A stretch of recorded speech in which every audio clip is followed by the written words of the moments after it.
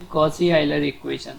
Cauchy-Euler equation are of the form this one. Always Cauchy-Euler equation होगा, इसी form में होगा. y डबल डैश है तो इसका कोफिशिएंट x स्क्वायर होगा. y डैश है तो इसका कोफिशिएंट x होगा. y derivative double derivative then it has coefficient x square. if y single dash single derivative then its coefficient is x. यानी derivative के साथ इंडिपेंडेंट वेरिएबल. तो एक ये तरीका है, just substitute y is equal to x to the power m, then we can get y dash and y double dash. अगर मैं इन वैल्यू को पुट करता हूँ इक्वेशन 1 में, we have the reduce form this one. तो यहाँ से m की इक्वेशन हम फाइंड आउट कर लेते हैं. m क्या आ रहा है, तो ये डिपेंड करता है m पे कि suppose it has real and different roots. ठीक है, तो अब यहाँ से हमें m की वैल्यू फाइंड आउट करनी है. What is m? This is the quadratic equation, so it has two root, may be real and different, real and equal and complex. So इसके सॉल्यूशन भी उसी फॉर्मेट में होंगे. तो इसके सॉल्यूशन जो होंगे, देखो ध्यान से देखना, y is equal to x to the power m है, आपने पुट किया है. सो सॉल्यूशन जो y1 होगा आप इस तरीके से लिखोगे x to the power m1, और y2 लिखोगे x to the power m2. अगर रियल एंड डिफरेंट है, रियल एंड डिफरेंट रूट के लिए ये एक केस. अगर हमारे पास real double root c1 plus c2 log x x to the power m given. Double root के लिए थोड़ा सा यहाँ पे m1 इस टाइप से आ रहा है, b हमारा ये, तो इसका सॉल्यूशन कर रहा है वो. फिर यहाँ पे y2 इस तरीके से निकाला है, तो मैं ये नहीं कराऊंगा. अब हमारा मेथड देखते हैं, वो इजी है. 2.5 Cauchy-Euler इक्वेशन या Euler-Cauchy इक्वेशन भी कहते हैं इसको. ये कौन सा चल रहा है? 2.5. Definition: the Euler-Cauchy equation are ODE of the form x square y double dash plus ax y dash plus by equals to 0. Cauchy-Euler equation always किस फॉर्मेट में होगा? इस फॉर्मेट में होगा. और इन दी ऑपरेटर फॉर्म आप ये लिख सकते हो एक्स स्क्वायर d2, अब तो हमें ऑपरेटर पता ही है, plus ax d plus bi y is equal to 0. Same है, ये दोनों एक ही बात है. y मैंने बाहर कॉमन लिख दिया है. Of course where d is equal to क्या होगा? d अपॉन dx है, d का मतलब. तो हमारा इंटरेस्ट होना चाहिए यहाँ पे हाउ टू सॉल्व, कैसे सॉल्व करें इसको, क्योंकि अभी तक हम वही कर रहे हैं, सॉल्व द डिफरेंशियल इक्वेशन, चाहे वो किसी फॉर्मेट में हो. We have many method. अब हमें ध्यान रखना ये इक्वेशन और ये एक ही है, ठीक है. इक्वेशन 1, इसको भी मैं इक्वेशन 1 कर देता हूँ. चलो डी फॉर्मेट में, तो इसको इक्वेशन 1 डैश कर देता हूँ, इक्वेशन 1 प्राइम. तो जब कभी आपको इस टाइप से इक्वेशन दिखे, आप जस्ट पुट कर दो, पुट. इंडिपेंडेंट वेरिएबल को एक्चुअली हम चेंज कर रहे हैं x टू z में. तो इंडिपेंडेंट वेरिएबल इज x, तो put x is equal to e to the power z. Actually we are solving this differential equation by changing independent variable. तो independent variable को change करके हम इसको solve कर रहे हैं. तो x is equal to e to the power z. So we are changing x to z. तो यहाँ पे देखो, यहाँ से आप लिख सकते हो z equals to log x. कोई दिक्कत है? दोनों तरफ log ले लिया. log x equals to log e to the power z, then it is z equals to log x। तो इंडिपेंडेंट वेरिएबल को चेंज करके हम इसको सॉल्व कर रहे हैं, बिकॉज हम चेंज कर रहे हैं इंडिपेंडेंट वेरिएबल क्या है, इसको इंडिपेंडेंट वेरिएबल x है, ठीक है। अब x को मैं z में ले जा रहा हूँ बिकॉज मुझे यहाँ पे जो x square y double dash है इसको रिड्यूस करना है कांस्टेंट कोफिशिएंट में। तो x square y double dash को मुझे रिड्यूस करना है इसको केवल y डबल डैश में, तभी हमने ये पुट किया है। तो किसी भी क्वेश्चन में, in any question of the Cauchy Euler equation, you have to put always x is equal to e to the power z। तो अब मुझे वैल्यू क्या चाहिए, पहले y डैश की वैल्यू चाहिए, फिर y डबल डैश की वैल्यू चाहिए। ये क्या आएगी वो हमें देखना पड़ेगा। यानी अगर इस फॉर्मेट में देखो तो d की वैल्यू क्या आएगी, सॉरी d की वैल्यू नहीं, x d की वैल्यू। अब हम क्या करेंगे, एक्स स्क्वायर डी स्क्वायर की वैल्यू लिखेंगे, तो वो एक नया टर्म आएगा जो डेरिवेटिव के फॉर्म में होगा with respect to z। And similarly x into d, ये एक टर्म आएगा नया, इन दोनों का प्रोडक्ट जो है x इंटू डी, वो एक नया डेरिवेटिव बनेगा जो कि किसी फॉर्मेट में होगा। यानी d ओवर डी जेड में हम ये इक्वेशन को रिड्यूस करेंगे। क्लियर है? तो z is equal to log x आ गया यहाँ पे। सो जैसे ही मैंने ये सॉल्व किया, जैसे ही आप सॉल्व करोगे, देखो d z over d x,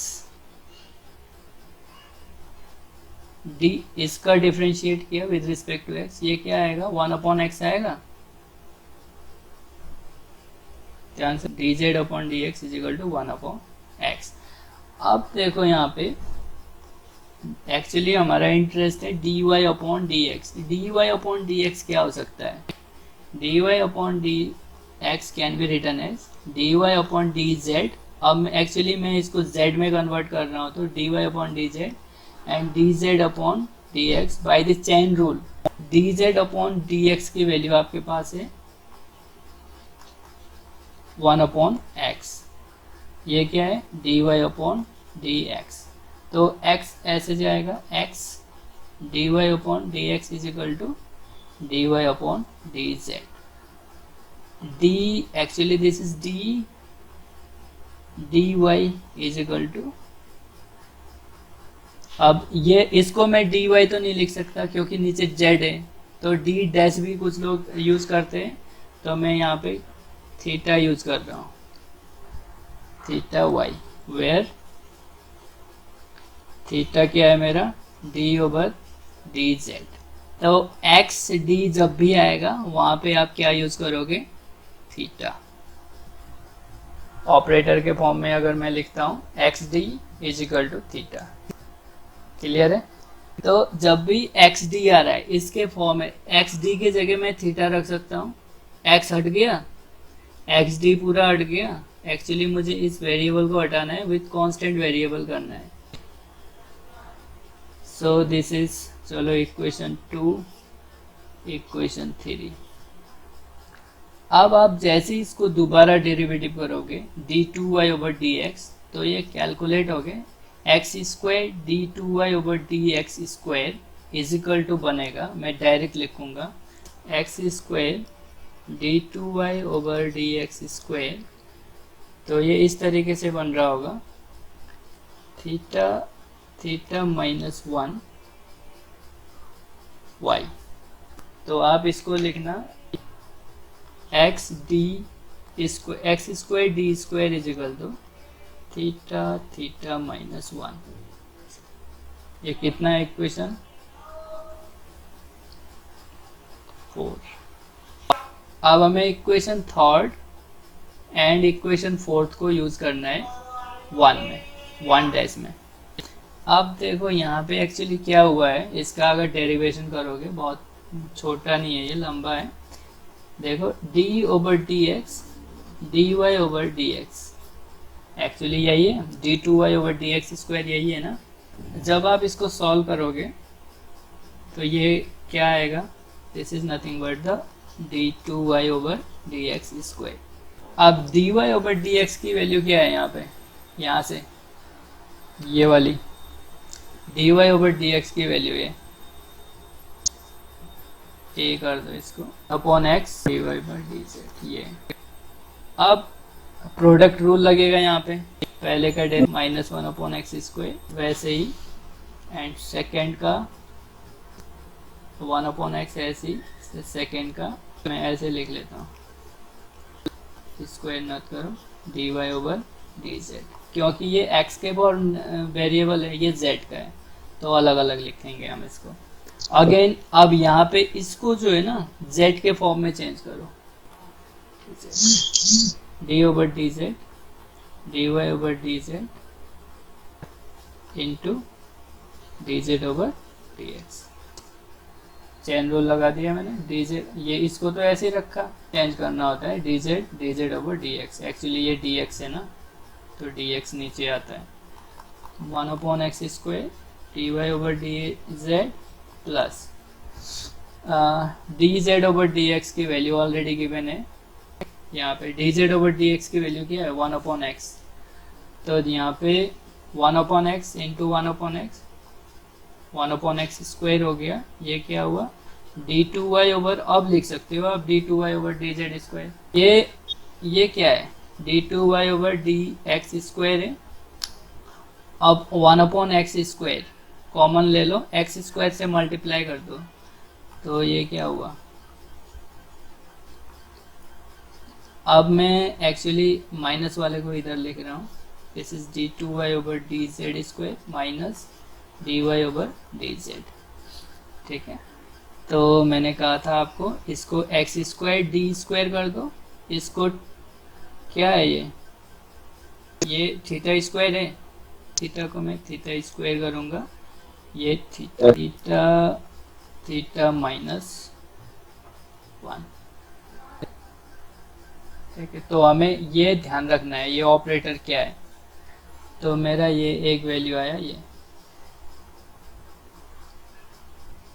ये बहुत इंपॉर्टेंट रिजल्ट है, थर्ड और फोर्थ वाला। सो अब यूज करेंगे using 3 and 4 in equation 1 prime, in equation 1। तो इक्वेशन 1 प्राइम क्या था भाई, एक्स स्क्वायर डी स्क्वायर की जगह आप लिख लो थीटा माइनस 1, देन प्लस केवल थीटा आएगा plus b y is equal to 0। तो ये क्या आया theta square plus a minus 1 theta plus b y is equal to 0. This is converted second order homogeneous second order differential equation with constant coefficient. So auxiliary equation आप बना लेंगे, auxiliary equation of equation 5। ठीक है, auxiliary equation of equation 5 क्या आएगा, just theta की जगह हम m पुट कर रहे थे, आप कुछ भी चलो लैम्डा ले लो, यहाँ पे लैम्डा ले लेते हैं, lambda square plus a minus 1 lambda plus b equals to 0। Just theta की जगह हमें क्या पुट करना होता है, थीटा स्क्वायर की जगह लैम्डा। ये वहाँ पे हमने क्या किया था, y डबल डैश को हमने y लैम्डा स्क्वायर है ना, y डैश को लैम्डा एंड y को 1 पुट करके कर रहे थे, सेम वैसे ही करना है यहाँ पे भी। सो यहाँ से लैम्डा की वैल्यू देखना क्या आ रही है माइनस, तो यहाँ से 2 मुझे लैम्डा 1 लैम्डा 2 की वैल्यू मिलेगी, एक प्लस के लिए एक माइनस के लिए। सो केस 1 डिस्टिंक्ट, सेम वही फिर डिस्टिंक्ट रियल रूट। अब ध्यान ये देना है यहाँ पे, its solution will be c1 e to the power lambda 1। अब यहाँ देखो व्हाट इज थीटा, यहाँ पे जस्ट आपको ये ध्यान रखना है, बच्चे यहीं पे मिस्टेक करते हैं। यहाँ पे जो थीटा है, थीटा मीन्स है d over D Z, clear है। तो independent variable is z here, so the solution will be in z. तो c1 theta z plus c2 e to the power lambda 2 z. ठीक है, अब देखो, but we need the solution in the form of x, क्योंकि जो equation है हमारा, ये मेन इक्वेशन जो है वो x के फॉर्म में है. सो यहाँ पे z की वैल्यू क्या है हमारी, log x. तो जहाँ भी z है हम log x लगा देंगे लास्ट में फाइनली, या e टू द पावर, या ये लिख लो, या direct e to the power z, जहाँ पे भी होगा वहाँ पे हम x कर लेंगे, दोनों एक ही चीज़ है ये. So this is equal to c1 e to the power z power lambda 1 लिख सकता हूँ मैं, z power lambda 2. So c1 x to the power lambda 1, c2 x to the power lambda 2 by second. Second ही है ना, वो second डाल रखा है हमने y. This is the required solution, this is the required general solution if the distinct real root, if lambda 1 lambda 2 are distinct and real. Similarly case second देख लो, double real root. अगर lambda double real root आया तो क्या लिखते थे वहाँ पे, c1 plus c2 x, but यहाँ पे z है, ये बस ध्यान रखना है आपको, e to the power lambda. तो c1 प्लस z की वैल्यू क्या है वो पुट कर देनी है, फिर z की वैल्यू क्या है log x, and e to the power z की वैल्यू x है by 2. This is the required general solution. Now case third, complex root. So complex root में हम क्या करते थे, कॉम्प्लेक्स रूट, चलो lambda is equal to alpha plus minus iota beta. ठीक है, e to the power c1, फिर आगे, so e to the power z की value I think x alpha हो जाएगा, c1 cos बीटा z की value log x angle में, and c2 sin beta log x. This is again by 2. So these are the our required solution for different cases. इस पे based question, ये question नहीं, इस पे based question आपके पास जरूर आएगा.